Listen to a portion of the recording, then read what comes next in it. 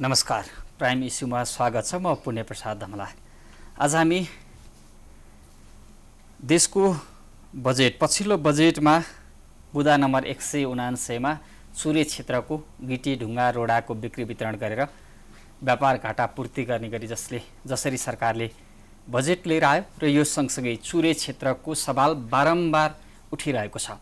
देशको चुरे क्षेत्रसँग देशको पर्यावरण जोडिएको छ। पानीका विभिन्न स्रोतहरूसँग त्यो चुरे क्षेत्रको सम्बन्ध र साइनो छ भनिएको छ। यद्यपि त्यो क्षेत्रबाट के कति रोडा ढुङ्गा लगायतका नदीजन्य पदार्थ उत्खनन गरियो अथवा त्यो चुरे क्षेत्रको विगत र वर्तमानमा के फरक छ भनेर यथेष्ट मात्रामा अध्ययन हुन सकिरहेको छैन। भएका अध्ययन पनि अपर्याप्त छन्। यद्यपि यो विषयलाई लिएर यति बेला राजनैतिक क्षेत्रमा विज्ञहरूका क्षेत्रमा विभिन्न कोणबाट आफ्ना धारणा सार्वजनिक भइरहेका छन्। यसै विषयमा हामी आज संवाद गर्नेछौँ। सबैभन्दा पहिला यो चुरे क्षेत्र नेपालको वातावरणीय रूपमा कति उपयोगी हो र यसको विनाशले के कस्ता असर पार्न सक्छ र जलस्रोतको क्षेत्रमा यो चुरेको भूमिका के रहन्छ भन्ने विषयमा कुराकानी गर्नेछौँ। हामीसँग हुनुहुन्छ इन्जिनियर डाक्टर भेषराज थापा, जो जलस्रोत तथा जलाधार विज्ञ हुनुहुन्छ। यहाँलाई स्वागत छ कार्यक्रम। हस्, धन्यवाद पुण्यजी। यो पहिला हामी यो बुदा नम्बर 179 बजेटको यो विषयबाटै प्रवेश गरौँ। निकै विवादित भएको छ। यो वास्तवमा जब जेठ 15 गते नेपाल सरकारले आफ्नो बजेट वक्तव्यमा कुरा ल्यायो, यहाँले भने जस्तो ठ्याक्कै त्यहाँ चाहिँ चुरे क्षेत्रको भनेर इस्यु चाहिँ उठाएको अवस्था छैन। त्यहाँ के भनेको छ भन्दाखेरि वातावरणीय प्रभाव मूल्याङ्कनको आधारमा हामीले चाहिँ खानीजन्य ढुङ्गा गिटी बालुवा निकासी गरी व्यापार घाटा चाहिँ न्यूनीकरण गर्नेछौँ भनेको छ। त्यसको लागि रोपवेसम्म युज गर्न सकिने भनेको छ। त्यहाँ काहीँ कतै चुरेको इस्यु उठाएको छैन। तर यो बजेट वक्तव्य भइसकेपछि त्यसको 4-5 दिन पछाडि चाहिँ विभिन्न राजनैतिक वृत्तमा र चाहिँ हाम्रो यो प्राविधिकहरूको बिचमा एक प्रकारको छलफल चल्यो। यो त सरकारले चुरेबाट चाहिँ नदीजन्य पदार्थहरू उत्खनन गरेर निकासी गर्नको लागि ल्याएको हो भनेर भन्ने खालको कुरा आएको छ। तर सरस्वती त्यो बुदालाई हेर्दाखेरि मैले काहीँ पनि चुरेबाट उत्खनन गर्ने भन्ने खालको चाहिँ आशय देखिएको छ। कुनै पनि क्षेत्र हुनसक्छ, गिटी ढुङ्गा रोडा उत्पादनको क्षेत्र कुनै पनि हुनसक्छ, त्यसबाट बिक्री गरेर आम्दानी गर्ने भन्ने कुरा मात्रै छ त्यहाँ। हो, त्यसबाट चाहिँ उत्खनन गर्ने, त्यसपछि त्यसलाई बिक्री वितरण गरेर व्यापार घाटा चाहिँ न्यूनीकरण गर्ने भन्ने कुरा देखिएको छ। जस्तै यहाँहरूले हेरिरहनु भएको छ, पर्यावरणको क्षेत्रमा काम गर्नुभएको छ, जलस्रोतको उपलब्धता हामीसँग धेरै छ भनिएको छ, तर उपयोगिता चाहिँ निकै कम छ। हजुर, यसरी खोला तथा नदीजन्य क्षेत्रबाट उत्खनन गर्दा, गिटी ढुङ्गा रोडा बालुवा उत्खनन गर्दा के भइरहेछ हाम्रो पर्यावरण वातावरणमा त हामीले हेरिरहेछौँ। एउटा मापदण्ड छैन, त्यसमा नियमन हुन्न, अनुगमन हुन्न, अनुमति दिने नियमन गर्ने निकाय फरक छन्। त्यहाँ चाहिँ मनलाग्दै दोहन भइरहेछ। यसलाई व्यवस्थित गरेपछि चाहिँ ल्याएको भए पनि हुन्थ्यो। भद्रगोल अवस्थामा दुरुपयोग चाहिँ बढ्ने भयो भन्ने पनि एक थरी होइन। यसलाई यसरी बुझ्नुपर्छ होला पुण्यजी। कस्तो भन्नुहुन्छ भने हामीसँग नियम नभएको होइन, हामीसँग वातावरणसँग सम्बन्धित एक्टहरू छन्, रुल्स छन्, रेगुलेसन छन्। हामी प्रत्येक उसको EIA IE गर्छौँ, वातावरण प्रभाव मूल्याङ्कन। साँच्चै त्यो ठाउँबाट चाहिँ कुनै पनि मेटेरियलहरू, इभेन कुनै विकास निर्माणको काम गर्दा पनि हामी EIA IEहरू गरिरहेको हुन्छौँ। तर वास्तवमा त्यो जे चिज रिपोर्टमा छ त्यो चिज त्यहाँ इम्प्लिमेन्टेसनमा छ कि छैन त, त्यसको रेगुलेसन सही छ कि छैन त भन्ने चिज चाहिँ नियमन चाहिँ एकदम फितलो देखिन्छ पूर्व सरकारहरूको। त्यो भएको कारणले गर्दाखेरि अहिले यो बजेट वक्तव्य आइराख्दाखेरि विशेष गरेर वातावरणविदहरूलाई यसले चाहिँ वास्तवमा सबै चिज चाहिँ तहस-नसै पार्ने भयो, तराईलाई मरुभूमीकरणै बनाउने भयो भन्ने खालको एक प्रकारको शङ्का उपशङ्का उब्जिरहेको छ। र आम जनमानसमा पनि त्यस्तो शङ्का उपशङ्का उब्जिनु चाहिँ ठिकै हो जस्तो लाग्छ। किनभने विगतका दिनमा हेर्ने हो भने हामीसँग यस्ता घटनाहरू छन् जुन चाहिँ चुरेसँग सम्बन्धित भएर पनि चाहिँ इन्जिनियर दिलीप महतोकै चाहिँ हत्या भयो, त्यसपछि गएर यहाँ धादिङमै एकजना महिलाको हत्या भयो भनेपछि यस्ता इस्युहरू यो उत्खननसँग सम्बन्धित भएरै आइरहेका इस्युहरू छन्। त्यो भएको कारणले गर्दाखेरि यो बजेट वक्तव्य मा आएको इस्यु चाहिँ चुरेसँग फोकस होइन है, हामी चाहिँ मध्य पहाडतिर जाँदैछौँ, हामी चाहिँ महाभारत रेन्जमा जाने प्लान हो भन्ने खालको हिसाबले अर्थ मन्त्रालयले एक प्रकारको स्पष्टोक्ति पनि दिइसकेको अवस्था छ। तर इभेन दिनमा 2-4वटा चाहिँ योसँग चाहिँ रिलेटेड चाहिँ आलेखहरू आइरहेका छन्। त्यसमा कसैले चाहिँ कोही एकदमै आफूलाई विकासवादी भन्नेहरूले चाहिँ यो गर्नै पर्छ, देशलाई कायापलट गर्नको लागि अरू उपाय नै छैन, यो प्राकृतिक स्रोतलाई चाहिँ उपयोग नगरिकन भन्ने खालको छ भनेदेखि अर्का थरी जसले वातावरणविद बनाउनेहरू छन् उनीहरूले चाहिँ के भनिरहेछन् भने हामीसँग भएको प्राकृतिक स्रोत साधन चाहिँ उपयोग गर्नु हुँदैन त्यति धेरै, यसरी चाहिँ उत्पादन र उपयोग गर्दाखेरि चाहिँ जस्तै आन्तरिक उपयोगिता त खासै छैन, गर्नुपर्छ, तर बिक्री नै गर्ने गरी खण्डहर बनाउने गरी चाहिँ युज गर्नुहुन्न भन्ने मत चाहिँ बलियो। अब यसमा हो त्यो नै मत चाहिँ देखिन्छ। यसमा म के भन्न चाहन्छु भन्दाखेरि म पनि यो चिजमा पहिला त हामी जस्तो 2-4 दिन अगाडि मात्रै मैले चाहिँ एउटा न्युज पढिरहेको थिएँ, हाम्रो भेरी बबैको चाहिँ डाइभर्जनको काम हुँदै गर्दाखेरि त्यहाँ चाहिँ हामीसँग निर्माण सामग्रीको अभावको कारणले बुटवल सडक खण्डको जुन अहिले विस्तार भइरहेछ त्यहाँ चाहिँ निर्माण सामग्रीको अभावको कारणले गर्दाखेरि कामहरू रोकिरहेको छ भन्ने छ। भनेपछि हामीसँग त वास्तवमा निर्माण सामग्री अभावको कारणले कामहरू रोकिएको अवस्था छ भने हामीसँग कहाँ कति एक्ज्याक्टली चाहिँ जस्तो चुरे क्षेत्रमा चाहिँबाट कति चाहिँ हामीले नदीजन्य पदार्थहरू निकाल्न सक्छौँ, मध्य पहाडमा कहाँ हाम्रा चाहिँ त्यस्ता खानीहरू छन् जहाँबाट चाहिँ निर्माण सामग्री उत्पादन गर्न सक्छौँ, त्यसको चाहिँ साइन्टिफिकल्ली हामीले के गर्नु पर्यो चाहिँ पहिचान गर्नु पर्यो। पहिला पहिचान गरिसकेपछि त्यसलाई कसरी उत्खनन गर्न सकिन्छ भन्ने चिज नगरिकन यसै भन्न सकिने अवस्था छैन। त्यो भएको कारणले गर्दाखेरि हामीसँग भएको सामग्रीहरूको इभेन त्यो चुरे मात्रै होइन पहाड लगायत कहाँबाट के चिज गर्न सकिन्छ भन्ने चिज पहिला पहिचान गरेर मात्रै चाहिँ आइडेन्टिफाई गर्नु पर्यो। अनि यदि हामीसँग हामीलाई चाहिने सामग्री परिपूर्ति भयो त्यसपछि यदि चाहिँ हामीले निकासी गर्ने हो भने त्यो सोच्ने कुरा हो। तर म चाहिँ अर्थशास्त्रको विद्यार्थी होइन, म चाहिँ एज ए जलस्रोतको विद्यार्थीको कारणले गर्दा म के भन्न चाहिँ सक्छु भन्दाखेरि यो व्यापार घाटाको विषय अर्थशास्त्रीहरूले हेर्ने कुरा हो। तर टेक्निकल्ली हामीले के भन्नुपर्छ भन्दाखेरि हामीसँग भएका प्राकृतिक स्रोत र साधनको दिगो व्यवस्थापन, यो कुरा ख्याल गर्नुपर्छ। दिगो व्यवस्थापन वर्तमान व्यवस्थापनतर्फ लागेको देखियो सरकार, दिगो व्यवस्थापन गर्नु पर्यो। तर अहिले हेर्ने हो भनेदेखि तपाईँ अहिले जस्तो फर इक्जाम्पल म चाहिँ केही महिना अगाडि चाहिँ यो एउटा कामकै सिलसिलामा जाँदाखेरि चुरेको चाहिँ उसमा हिँडेको थिएँ। हिँड्दाखेरि के देखिन्छ भन्नुहुन्छ भने तपाईँले यो हाइवेबाट यसो हेर्नुभयो भने माथितिर लगभग 500 मिटर पुलको यो हाइवेको 500 मिटर माथि र 500 मिटर तल चाहिँ रातो झन्डा लगाएको हुन्छ। के भनेको भन्दाखेरि त्यो चाहिँ पुलको 500 मिटर माथि र 500 मिटर तल चाहिँ उत्खनन नगर्ने, त्योभन्दा माथि उत्खनन गरे हुन्छ भन्ने खालको बुझाइ छ। र चुरे पहाडबाट ठ्याक्कै 1 किलोमिटर तल फेरि अर्को रातो झन्डा देख्नुहुन्छ। अनि के गरिरहेका छन् भन्दाखेरि अहिलेको व्यवसायीहरूले त्यो ठ्याक्कै बिचको सेक्टरमा उत्खनन गरिरहेको अवस्था छ चुरेको केसमा हेर्ने हो भने। अब तपाईँ हेर्नुहोस् फेरि त्यो चुरेको उत्खनन त देख्नुहुन्छ, त्यहाँ फरक चिजहरू छन्। अब यसको लागि चाहिँ पहिला चुरेको बारेमा बुझ्नु जरुरी छ। यदि चुरेको बारेमा बुझ्ने हो भनेदेखि चुरे पहाड चाहिँ तपाईँले हेर्नु भने यहाँ हामीसँग मात्रै होइन, यो चाहिँ उता अफगानिस्तान पाकिस्तान हुँदै धेरै परसमा गएको यो चाहिँ एउटा नयाँ पहाड श्रृङ्खला हो। यसको चाहिँ के छ भन्नुहुन्छ भने यहाँ स्यान्डस्टोन, मडस्टोन, कङ्ग्लोमरेटहरू चाहिँ भेटिन्छ। त्यो भनेको एकदमै चाहिँ फुसफुस जाने खालको त्यो चाहिँ खदिलो भइसकेको हुँदैन। त्यसको मतलब के हो भन्दाखेरि जस्तो सिम्पल हामीले अलिकति खोस्यौँ भने पनि त्यो झर्ने अवस्था छ। त्यो भएको कारणले गर्दाखेरि त्यस्तो अवस्थामा 2-4वटा चिज बुझ्नु पर्यो। हामीले अहिले चाहिँ के गर्छौँ भन्दाखेरि नदीजन्य पदार्थहरू उत्खनन नगर्ने बित्तिकै हाम्रो चाहिँ ल त्यो मरुभूमिकरण हुँदैन, केही पनि हुँदैन भन्ने खालको बुझाइ छ। तर त्यो होइन।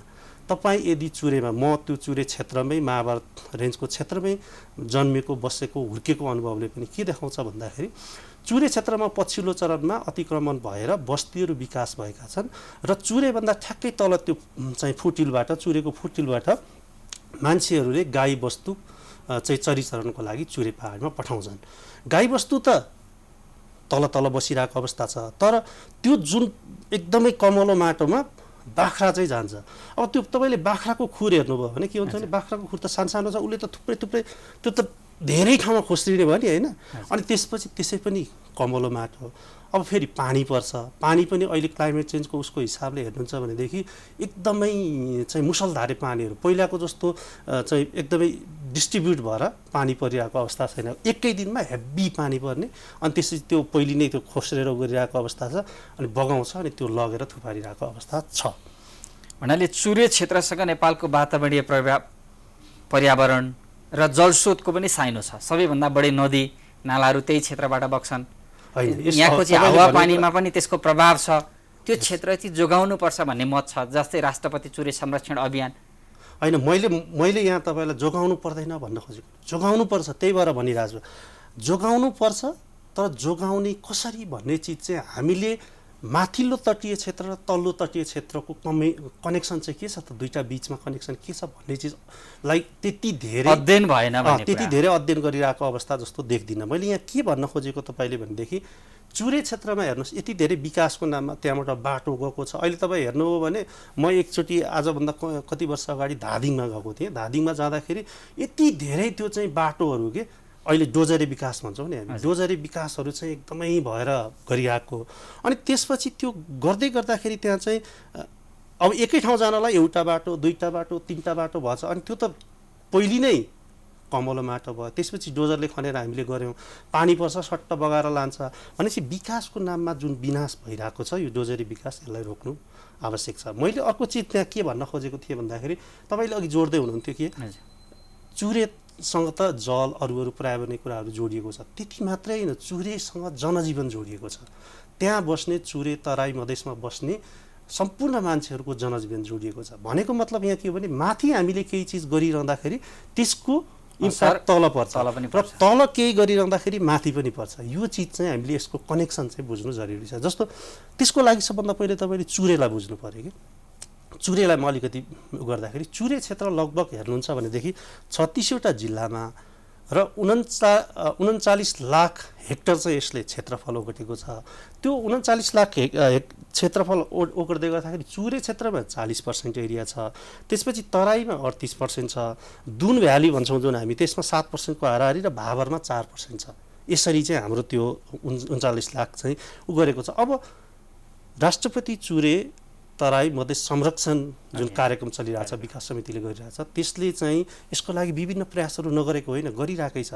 गर्दाखेरि उनीहरूले के गरेको छ भने एउटा 2074 सालमा एउटा गृह योजना बनाएको छ चुरे संरक्षणको लागि, चुरे तराई मधेस संरक्षणको लागि। त्यसले विभिन्न साना साना नदीहरूलाई गरेर अलिकति एउटा ठुलो नदी प्रणाली लिएर त्यसरी गर्दाखेरि 164वटा नदी नाला चाहिँ यो 800 किलोमिटर जुन हाम्रो पूर्व पश्चिम 800 किलोमिटरमा र चाहिँ उत्तर दक्षिण चाहिँ 10देखि 50 किलोमिटरको उसमा चाहिँ फैलिएको अवस्था छ यो चुरेको। त्यहाँ हेर्दाखेरि बुझ्नुपर्ने कुरा 4वटा चाहिँ यो चिज अलिकति हामीले ध्यान दिएर बुझेका छैनौँ। के छ त्यहाँको नदी नालाको उद्गम स्थल हेर्नुहुन्छ भनेदेखि केही नदी नाली चुरेबाट चाहिँ उत्पत्ति भएको छन्। त्यो 164वटा मध्ये 68वटा रिभर सिस्टम चाहिँ चुरेबाट उद्गम भएको छन्। त्यसपछि गएर 64वटा रिभर सिस्टम मध्य पहाडबाट उद्गम भएको छन्। त्यसपछि 18वटा चाहिँ तपाईँ हाई हिमालबाट चाहिँ आएको छन् र बाँकी चाहिँ 14वटा जति त्यो तराई मधेसको बेल्टबाट उत्पत्ति भएको छ। अब यो उत्पत्ति किन मैले उठाएँ त कुरा भन्ने चिज हेर्नुहोस् है। अब जोडिएको कुरा यहाँ के छ, जुन रिभर चाहिँ चुरेबाट उत्पत्ति भएको छ, इक्जाम्पलको लागि लिन सक्नुहुन्छ। यदि म पूर्वतिरको भएको हुनाले म पूर्वको उदाहरण अलिक बढी दिन सक्छु। जस्तो खाँडो रिभर भन्ने छ, बलान रिभर के अरे, त्यसपछि यो चाहिँ मौली रिभर भन्ने छ। यिनीहरू चाहिँ ठ्याक्कै चुरेबाट उत्पत्ति भएको रिभर हो। अब त्यो तपाईँले हाइवेमा जाँदै गर्नुभयो भने त्यो खाँडोमा उसमा तलमाथि हेर्नुभयो भने त्यो चाहिँ सिल्टी भन्छौँ हामी, सिल्टी ऊ चाहिँ तपाईँले थुप्रेको देख्छौँ र त्यो पुलको लगभग यति छुइसकेकै अवस्था छ। थोरै पनि पानी पर्ने बित्तिकै माथिबाट पानी जाने अवस्था छ। किन त्यो भयो त? अरू अत्याधिक दोहन भयो भन्छौँ हामी फेरि, तर त्यहाँको माटो त उत्पत्ति लगेको छैन। त्यहाँको चाहिँ रिभर बेड म्याटर कुन क्षेत्रमा कहाँ उत्खनन गर्ने, कति मात्रामा गर्ने, त्यसको पर्याप्त अध्ययन बिना देशभर चाहिँ नदीजन्य पदार्थको दोहन भयो। यसको कारण हामी समस्या झेलिरहेछौँ। हो, मैले अब किन त्यो भएन भन्ने चिजमा तपाईँ जानुहोस् कि जस्तो त्यो अहिले मैले इक्जाम्पल दिएको रिभर सिस्टममा किन भएन भन्दाखेरि त्यो नदी नालामा चाहिँ त्यो नदी नालाको जुन नदीजन्य पदार्थ छ त्यो हामीले जुन कन्स्ट्रक्सनको लागि, निर्माणको लागि सामग्री प्रयोग गरिरहेको छौँ त्यसको लागि उपयुक्त छैन। त्यो भएकोले मान्छेले जुन चिज त्यसको लागि उपयुक्त छैन त्यो उत्खनन गर्ने भएन। नभइसकेपछि के हो, सधैँ चाहिँ त्यहाँ बाढी आउँछ, बर्खायाममा फ्ल्यास फ्लड आउँछ, अनि त्यसपछि चाहिँ सेडिमेन्ट लिएर आउँछ, थेग्रिन्छ, अनि त्यसपछि माथि माथि जाँदै जान्छ। रिभर अहिले चाहिँ के छ त्यो खोलाहरू भन्दाखेरि बस्ती र ऊभन्दा त्यो खोला माथि भएको अलिकति पानी पर्ने बित्तिकै त्यो चाहिँ थेग्रानसहित लिएर बस्ती र कृषिजन्य उसमा गएर मरुविवरणकरण भइरहेछ। यसको मतलब के भन्दाखेरि उत्खनन गर्दा मात्रै सोल्युसन हो त भने फेरि उत्खनन गरेको ठाउँमा पनि समस्या छ। के समस्या छ त, कस्तो ठाउँमा उत्खनन भइरहेको छ भन्दाखेरि जस्तो मध्य पहाडबाट भएको, जस्तो तपाईँले कन्काई हेर्न सक्नुहुन्छ, त्यसपछि बिरिङ खोला हेर्न सक्नुहुन्छ, गछ्या खोला हेर्न सक्नुहुन्छ, पूर्वतिर जानुभयो भनेदेखि चाहिँ ती खोलाहरू मध्य पहाडबाट उत्पत्ति भएको छन् र त्यसले बोकेर आउने सेडिमेन्ट चाहिँ निर्माण सामग्रीको लागि उपयुक्त छ। त्यो भएकोले गर्दा सबैजनाले के गर्न चाहन्छन्, त्यहाँको निर्माण सामग्री ल्याएर चाहिँ निर्माणको लागि युज गर्ने देखिएको छ। त्यो भएको कारणले गर्दा त्यहाँ बढी उत्खनन भएको छ। त्यो भएको कारणले यो दुईटै चिजको सन्तुलन चाहिँ आवश्यक छ। अब सन्तुलन कसरी गर्ने, सन्तुलन कसरी गर्ने भन्ने क्वेसन गर्दाखेरि अब त्यो माटो ऊ छैन भनेदेखि त्यसलाई कसैले उ गर्न चाहेन भने कसरी युज गर्न सकिन्छ त भन्ने पनि क्वेसन आउन सक्ला। जस्तो अहिले विकास निर्माणका कामहरू धेरै ठाउँमा भइरहेछन् जहाँ हामीले माटोले चाहिँ त्यो ठाउँ पुर्नुपर्ने अवस्था छ। जस्तो पूर्व पश्चिम चाहिँ राजमार्ग अहिले एक्सटेन्सन हुने भनिरहेछ विस्तार, त्यो विस्तार गर्ने क्रममा त हामीले फिलिङ गर्नुपर्ने हुन्छ, माटोले फिलिङ गर्नुपर्ने ठाउँमा प्रयोग गर्न सक्यो। त्यो माटोलाई ल्याएर त्यही मात्रै त गर्दाखेरि हुन होला, त्यसमा मिक्स गरेर चाहिँ यदि हामीले फिलिङ गर्न सक्यौँ भने त्यो समस्याबाट हामी हुने भयो। अब जानुहोस् उतातिर बढी उत्खनन भएको ठाउँमा, बढी उत्खनन गर्नेको ठाउँमा पनि एउटा प्रोसेस हुनुपर्छ कि खासमा। हाम्रो प्रोसेस चाहिँ छैन। के छ भन्दाखेरि अहिले स्थानीय सरकारले त्यो नदी प्रणालीलाई करको लागि उसले ठेक्कामा लगाइदिन्छ, अनि ठेक्कामा लगाइसकेपछि त ठेक्का पनि कसरी लाग्छ भने बहुवर्षीय ठेक्का हुँदैन, जेनरली एकै वर्षमा उठाउनु पर्ने हुन्छ। भनेपछि एक वर्षमा त्यहाँबाट उसले जति धेरै उठाउन सक्यो त्यति गरेर उसले चाहिँ आफूले ठेक्का लगाएको पैसा उ गर्नुपर्ने छ। अनि के देखिन्छ भन्दाखेरि तपाईँले हेर्नुभयो भने त्यो जसले ठेक्का पाएको हुन्छ उसले ती नदीको नजिकैको घर उतिर चाहिँ जग्गाहरू भाडामा लिएर जतिसक्दो बढी सप्लाई गरिहाल्यो, अरू पनि सामग्री लगेर त्यहाँ थुपारेको हुन्छ, अनि पछि आफ्नो ठेक्का सकिसकेपछि चाहिँ बिस्तारी चाहिँ सप्लाई गरेर पनि भनेपछि यो देखिन्छ। नदीजन्य पदार्थ गिटी ढुङ्गा रोडा बालुवाको उत्खनन यसको ठेक्कामा राजनीति जोडियो, जसका कारण पनि समस्या भयो। यो चाहिँ भनिन्छ। अब यो म राजनीतिको विद्यार्थी त होइन, म त्यसरी चाहिँ राजनीतिसँग धेरै जोडेर भन्न चाहिनँ, तर कहीँ न कतै त्यो चाहिँ जोडिएको छ। किनभने काहीँ न काहीँबाट संरक्षण भइरहेको छ। नभएको भएदेखि त्यो समस्या पक्कै पनि आउँदैन थियो। त्यसमा नियमनमा प्रब्लम छ भन्छु कि हाम्रो नियमन चाहिँ एकदमै फितलो छ, हामीसँग नियम छ, कानुन छ, सबै छ। त्यो कसले गर्ने, कसरी गर्ने, अघि पनि तपाईँले कुरा उठाउनु भएको थियो कि एउटाले चाहिँ लाइसेन्स दिने, अर्कोले नियमन गर्ने भनेपछि त्यहाँ समस्या छ। कारबाही गर्ने अर्को भनेपछि जिल्ला प्रशासनको भार पर्नुपर्छ। यस, यो चिज चाहिँ एक द्वार प्रणालीबाट म अन्तिमतिर त्यो कुरामा आउन खोजिरहेको थिएँ। म पछि फेरि अन्तिममा चाहिँ यो चिज तपाईँलाई भन्छु नै होइन। यो चिज चाहिँ अलिकति हामीले ख्याल गर्नु, यो हामीले चुरेको ल्यान्डस्केपको भ्यालु बुझ्न सकेको छैनौँ कि। जस्तै सरकार 179 बुदामा बजेट भाषणमा जसरी यो चाहिँ चुरे क्षेत्र उल्लेख नगरे पनि नेपालबाट उत्पादित गिटी ढुङ्गा रोडा बेचेर व्यापार घाटा अन्त्य गर्ने भनेको सरकारले बरु हाम्रो उत्पादकत्व कति हो गिटी बालुवा रोडा ढुङ्गाको हामी अध्ययन गरेर यसपछि आवश्यकता कति बिक्री वितरणमा जान्छौँ, अब अध्ययनको लागि चाहिँ हामीले प्रोसेस सुरु गऱ्यौँ भन्दैको भए चाहिँ बरु राम्रो हुने रहेछ। यो चाहिँ अध्ययन बिना सरकारले अध्ययन गरेर पर्याप्त योजना बनाएर त्यसको बारेमा बुझेर ल्याउनु पर्ने, यसमा त बिक्री गर्ने उद्देश्य, कमाउने उद्देश्य, कार्यकर्ता नेतालाई अवसर दिने उद्देश्य देखियो भन्ने खालको पनि बुझाइ छ। यो समस्याले हामीले ल्याएको नीति नियमहरूमा हामीले त्यो लागू राम्रोसँग गर्न नसकेको, जसले नीति नियम ल्याएको छौँ उसैले पनि राम्रोसँग पालना नगरिरहेको परिवेश छ हाम्रो देशमा। त्यो परिवेशको कारणले गर्दा जनताले पनि चाहिँ अरू वातावरणविद, अरू भनौँ न जुन हामी जो यो सेक्टरमा काम गरिरहेको छौँ उसले पनि विश्वास गर्ने अवस्था चाहिँ छैन। यो अब मैले यसो हेरेँ डकुमेन्टहरू हेर्दाखेरि नभएको त होइन। जस्तो चुरे तराई मधेस संरक्षण विकास समितिले अहिले आइडेन्टिफाई भएको 164वटा रिभर सिस्टम मध्ये मेरो विचारमा अहिले 64 कि कतिवटा रिभर सिस्टममा पहिलो लटमा छ 64 नै जस्तो लाग्छ 64वटा रिभर सिस्टममा चाहिँ उसले अध्ययन सुरु गरिसकेको छ। त्यसमा जस्तो प्रदेश 2मा मात्रै इन्जिनियरिङ इन्स्टिच्युट अफ इन्जिनियरिङले प्रदेश 2को र प्रदेश 1को काम गरिरहेछ भन्ने बुझेको थिएँ। ठ्याक्कै त्यहाँ नदीजन्य पदार्थ कहाँबाट कति निकाल्न सकिन्छ, कुन मात्रामा कसरी निकाल्ने भन्ने चिज चाहिँ उहाँहरूले त्यसको अध्ययन गर्नुभएको छ। त्यसै गरेर यो 64वटा रिभर सिस्टममा अहिले अध्ययन भइरहेको छ। जस्तो 2 नम्बर प्रदेशमा मात्रै त्यो मैले जो अध्ययनमा इन्भल्भ हुनुहुन्छ उहाँहरूसँग इन्फर्मल डिस्कसन गर्दा त्यो अहिले रिपोर्ट चाहिँ बाहिर आइसकेको छैन। झन्नै 1 वर्षमा 110 मिलियन मिटर क्युब चाहिँ नदीजन्य पदार्थ त्यो काम लाग्ने कति छ काम नलाग्ने आफ्नो ठाउँमा छ उहाँहरूको एनालाइसिसबाट त्यस्तो खालको चाहिँ रिपोर्ट देखिन्छ। त्यति चाहिँ 2 नम्बर प्रदेशको जम्मा यो 164 मध्ये 22-23वटा रिभर सिस्टमबाट मात्रै निकाल्न सकिन्छ भन्ने खालको देखिएको छ। भनेपछि त्यो अध्ययनले पनि के देखाउँछ भने दिगो उत्पादन र दिगो उपयोग चाहिँ छ। यो नेचुरल रिसोर्सेस हेर्नको लागि होइन उपयोग गर्नको लागि हो, तर त्यसको लागि चाहिँ सबै हिसाबले सोच्नु आवश्यक छ। कसरी गर्ने त यो नदीजन्य पदार्थको यसमा जलाधार जोडिएको छ, जीवन चक्र पनि जोडिएको छ जीवजन्तुको। अब यसलाई यो बजेट विवादित बजेट पनि आछ। अब यसलाई सबैलाई चाहिँ यो गरेर चुरे क्षेत्र नेपालको जलाधार जलस्रोतको उपयोगिताका निम्ति गर्नुपर्छ कि त? अब तपाईँले कसरी गर्नुपर्छ भन्ने सोद्धाखेरि म यसलाई यसरी भन्न चाहन्छु। जस्तो पहिलो चिज त अघि नै रिभरको प्रोफाइल गर्न पर्यो, वाटरसेडको जुन माथि भन्छौँ नि हामी जलाधार क्षेत्र त्यसमा कहाँ कुन चाहिँ बोट बिरुवा रोप्दाखेरि ऊ हुन्छ भन्ने चिज जोडिनु पर्यो।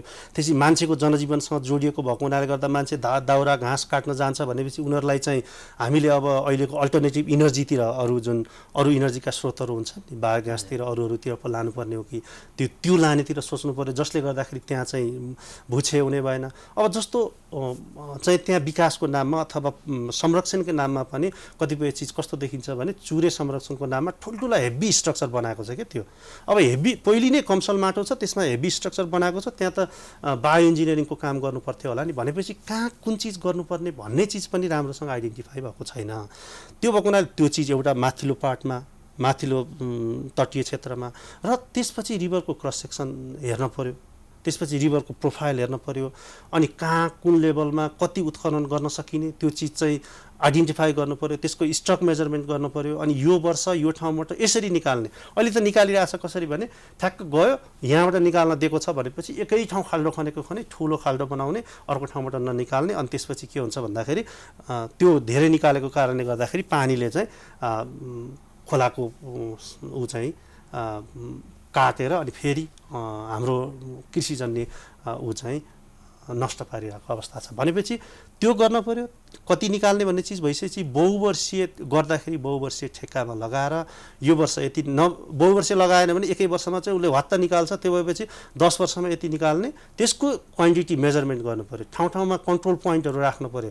त्यो त्यही ठाउँबाट आएको हो कि होइन, त्यहाँ कुनै एउटा चाहिँ बरु यो सामग्री यो रिभर सिस्टमबाट आएको अथवा यो पहाडबाट आएको भन्ने चिज गर्नु पर्यो।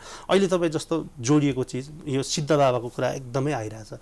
सिद्ध बाबाको पहाडले धेरै लस गरिरहेको छ, हामीलाई धेरै चाहिँ समस्या पारिरहेको अवस्था छ।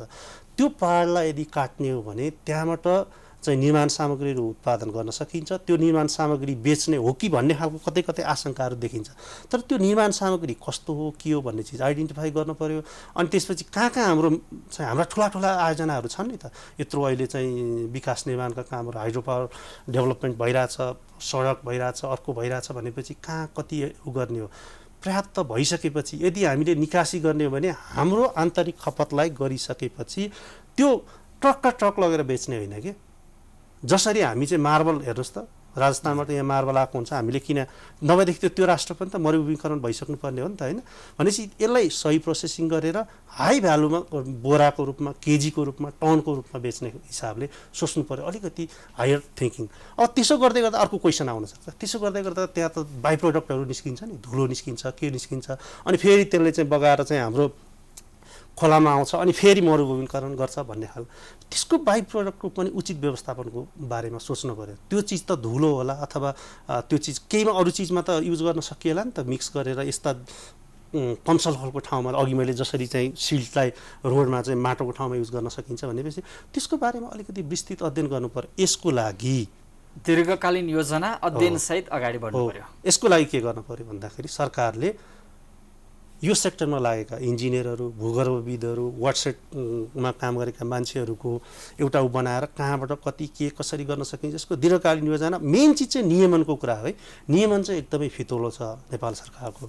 नियमनलाई बनाएर एउटा प्राधिकरण चाहिँ बनाउनुपर्छ कि भन्ने लाग्छ।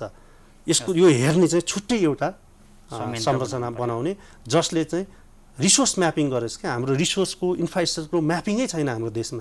कहाँ कति नेचुरल रिसोर्सेस छ, हाम्रो वास्तवमा कुन चिज सडक कहाँबाट गएको छ, कहाँ के प्लान भएको छन्, कहाँ चाहिँ दुईटा एजेन्सीले गरिरहेछ डुप्लिकेसन भएको छ भन्ने चिजको आइडेन्टिफाई पनि भएको छैन। जसले जहाँ मन लाग्यो त्यो गरिरहेछ। त्यो भएको हुनाले यसको लागि एउटा उच्च स्तरीय प्राधिकरण गठन गरेर नेचुरल रिसोर्सको टोटल म्यापिङ गरेर कुन चिज कहाँबाट कति क्वान्टिटीमा कसरी निकाल्ने त्यसको डिटेल गाइडलाइन्स बनाएर मात्रै अगाडि जानुपर्छ। हस्, यहाँलाई यो महत्त्वपूर्ण समय र संवादको लागि धन्यवाद। धन्यवाद पुण्यजी, धन्यवाद। हुनुहुन्थ्यो डाक्टर इन्जिनियर डाक्टर बेसराज थापा, जलस्रोत तथा जलाधार विज्ञ।